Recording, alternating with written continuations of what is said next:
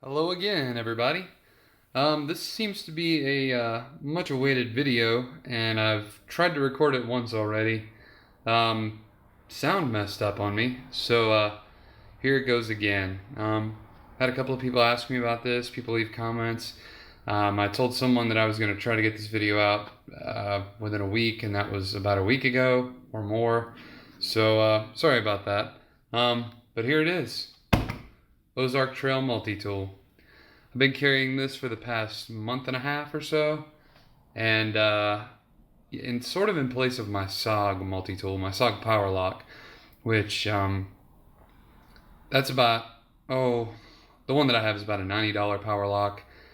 This is $3.87 at Walmart, so huge difference between the two, but I'll go ahead and say it. I've been impressed. I've been very impressed with this. Go ahead and take it out of the sheath.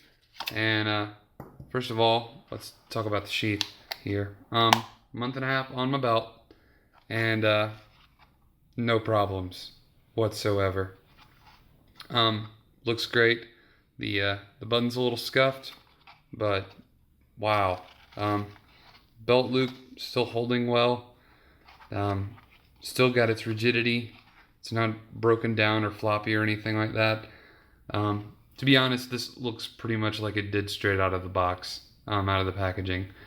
Really no complaints here. I'm not a big fan of nylon sheets. I like leather sheets, but if I wanted a leather sheath, I would make my own. To me, this works perfectly for what this is. Good job, Ozark Trail, on that. Slide that out of the way. And now let's get started with the tool itself. If you want to know my first impressions of this tool, go back, look at the first impressions video from a month or so ago. A couple of gripes I had with it then, a couple of gripes I have with it now. But now it is so smooth in the opening. I don't know if I can show this or not, but I can actually almost open it one-handed like a SOG. Pivot point is just very smooth. Extremely smooth, actually. All works very nicely. No gritty sounds. Got a little spring sound there, but other than that, no grit, no grime. Part of the reason is I've oiled these pivots here and here, as well as the main pivot, and it's just a whole lot nicer.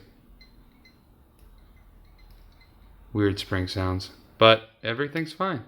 And if you'll notice, the open spring is still in great condition. Nothing wrong with it whatsoever. This has seen some fairly hard use. Bolts on displays. Quite a few prying tasks even with this, pulling things out of pegboard displays. Things like that. I've used the file quite a lot to file burrs off of shelving. Racks, things like that. Even used it to true up another tool before. The file is hard enough to file into pretty much anything you're going to need to file. Again, I'll say this about pretty much every multi-tool that I review or even look at all. It's about trade-offs with multi-tools. Everything is a trade-off. Can't seem to get this knife blade out. But yeah, while I'm trying to get this blade out, trade-offs. It's not a full-size file. It's not the best file you'll ever use, but it'll do in a pinch. And that's what a multi-tool's about, is I need this tool and I need it right now. I don't have my big toolbox on me. This will work. It's going to work. The only really useless tool on this whole thing is pretty much this blade right here. Now, it's not 100% useless because I've used it. This saws through banding material like nobody's business and still stays relatively sharp for crummy serrations. I hate serrations. Hate. It's actually got a fairly decent tip on it. Other than that, if you're not just like sawing through something, don't use this. Speaking of sawing though, I wish this was a wood saw instead of what it is. But it's not. So I mean, I guess it is what it is. $4. Come on, guys. I know people are gonna comment about how crappy this thing is. I really don't care. It was under $4, $4.12 or something, tax and all, here in South Carolina. It's worth way more than that. Just saying. Screwdrivers are perfectly fine. I've used the larger of the two to pry some. As you can see, it is not bent or anything. It's perfectly fine. They work well for screws as well. Again, I really like the file. I wish it was at least a 3-sided file, but it isn't. However, you do have this side and then the double cut side. So again, love the file. Probably one of the most used things on this knife. Well, should I say multi-tool for me is that file.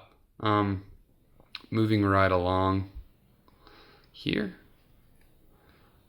to one of the least used items for most people. I'll start with the awl.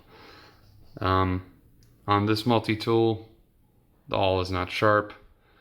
I have not used this at all, and that's probably how it's going to stay. You could sharpen it up and it would make a decent awl.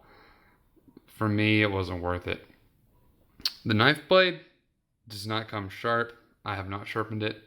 Will it cut boxes? Yes. Will it cut packing tape? Yes. The tip is sort of sharp enough to pierce the tape or the box if you're cutting it. That's what I've used it for. It worked fine. I just used it in a pinch because I actually forgot my standard pocket carry knife that day. Yeah, I know. That's not good. But whatever. It happens to all of us. The best of us, the worst of us. Who cares? Phillips head screwdriver. It works. It's a little too rounded. These sides are just rounded off and they like to slip in the screw. Don't like that, but it'll work in a pinch. Just apply a lot of downward force into the screw and you should be fine. Moving on to the can opener, bottle opener. I actually haven't tried the bottle opener. Have tried the can opener. Can opener works. You have to apply a good bit of force, but it does work. It's got this grind here, which allows it to cut fairly well into the can. There we go. And this part here that attaches to the lip, that clips onto the lip or hangs on the lip, does a fairly decent job. Now, could this be a little sharper? Yes. I would want the tip to be a little sharper if I had my way about it, but it will do in a pinch. And again, I'll keep saying it, trade-offs. I was sort of worried that these rivets, this is all peened together with rivets, as you can see. Sort of worried that they would get crummy over time, and they would be the first things to go. They've actually held really well, even though this has gotten easier to use because of the oiling and just daily use. These feel really good. Now, when you squeeze this together, you heard that. It does want to sort of torque sideways and go into itself. That's just crummy tolerances on cheap machines and cheap materials. This is stamped metal, as most multi-tools are. This is just happens to be rather thin. Now, you can grip down on something very, very tightly with these without any trouble whatsoever. But this stamped metal will eat into your hands. I don't know if you can see it on mine. Will eat into your hands pretty nicely. That's squeezing pretty darn hard.